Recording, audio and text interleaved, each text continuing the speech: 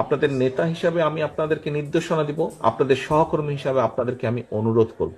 দেখুন, আমাদের কিছু কিছু সহকর্মীর মনে 5 তারিখের পরে একটি অদ্ভুত নতুন একটি অনুভূতি এসছে। কি মনে হচ্ছে যে আমরা বোধহয় সরকার গঠন করে ফেলেছি। প্রিয় সহকর্মী মিলে, আমরা সরকার গঠন করিনি। আমরা এখনো বিরোধী দলই আছে, বিরোধী দলেই আমরা অবস্থান করছি, বা আমরা অন্তত যাই হোক সরকারি দলে আমরা নেই বা সরকারে আমরা নেই। আমাদের যে সকল সহকর্মী এরকম ভুল উপলব্ধি করছেন, তাদের বিভিন্ন আচরণের জন্য বিভিন্নভাবে বিভিন্ন জায়গায় দল ক্ষতিগ্রস্ত হচ্ছে, দলের ইমেজ ক্ষতিগ্রস্ত হচ্ছে। প্রিয় সহকর্মীবৃন্দ, এর ভিতরে চট্টগ্রামে কিছু কিছু ঘটনা ঘটেছে। আমি কঠোরভাবে আপনাদেরকে আজকে আপনাদের নেতা হিসেবে নির্দেশনা দিতে চাই, আপনাদের সহকর্মী হিসেবে আপনাদের কাছে বিনীত অনুরোধ করে বলতে চাই।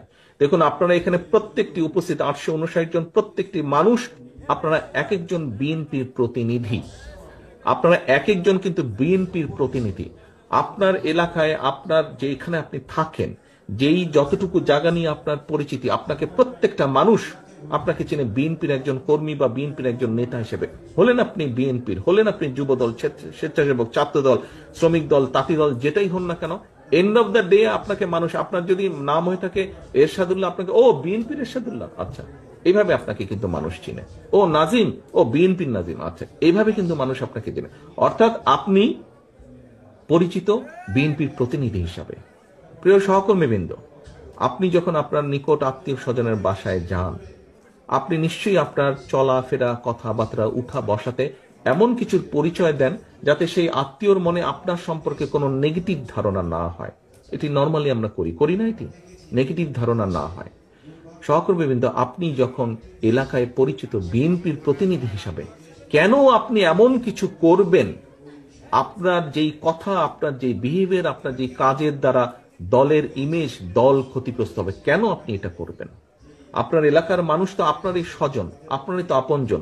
দুদিন পরে যখন ভোট হবে ইনশাল্লাহ, সেই ভোটের সময় তো আপনি ধানের শীষের পক্ষে ভোট করতে যাবেন। আপনি কোন মুখে তাদের কাছে ভোট চাইবেন? আজকে যদি এমন কোন বিতর্কিত কথা বা বিতর্কিত কাজ আপনি করে থাকেন, তখন তো সে আপনাকে উল্টা ইনসাল্ট করবে যে ওই দিন এই কাজ করেছিল না, কেন এখন আসছে ভোট চাইতে আমার কাছে?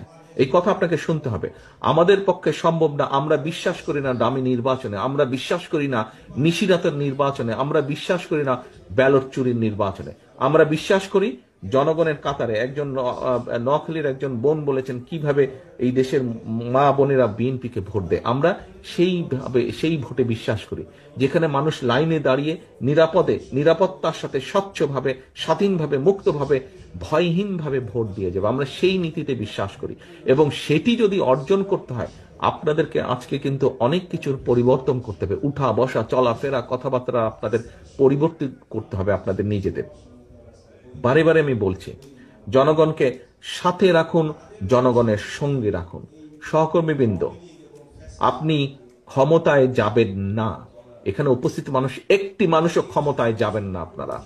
আপনারা মানুষের সমর্থন পেলে ইনশাল্লাহ দেশ পরিচালনার সুযোগ পাবেন। দেশ পরিচালনার সুযোগ পাবেন। মানুষ আপনাদেরকে ক্ষমতা দেবে না, আপনাদেরকে দেশ পরিচালনার সুযোগ দেবে। দুটোর মধ্যে পার্থক্য আছে। ক্ষমতায় ছিল পলাতক স্বৈরাচার, পার্থক্যটা বুঝতে হবে। ক্ষমতায় ছিল পলাতক স্বৈরাচার, ক্ষমতা ছাড়া কিচ্ছু বুঝতো না বলেই দেশের মানুষের জন্য কোনো কাজ করেনি। আপনাদের আজকে যে বিভিন্ন অভিযোগ যে তাদের আমলে জলাবদ্ধতা হয়েছে, ট্রাফিক জ্যাম হয়েছে, এই হয়েছে, শিক্ষা ব্যবস্থা ধ্বংস হয়ে গেছে, সংস্কৃতি ধ্বংস হয়েছে, কেন এই কথাগুলো আপনারা বলছেন? এই জন্য আপনারা এই কথাগুলো বলছেন যে ওরা ক্ষমতায় ছিল, ওরা জনসমর্থনে দেশ পরিচালনার সুযোগ পায়নি, ক্ষমতা দখল করে ক্ষমতায় ছিল। আমরা দেশ পরিচালনার সুযোগ পেতে চাই জনগণের সমর্থন নিয়ে।